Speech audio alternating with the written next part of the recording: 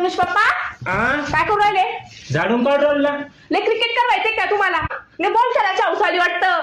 अगं बॉल खेळायला आणि क्रिकेट करवायला मला फुरसत तर झाली पाहिजे थोडीशी.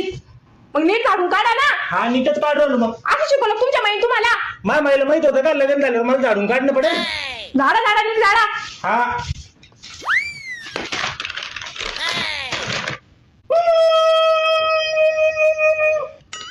अहो सोनुष पप्पा काय झालं?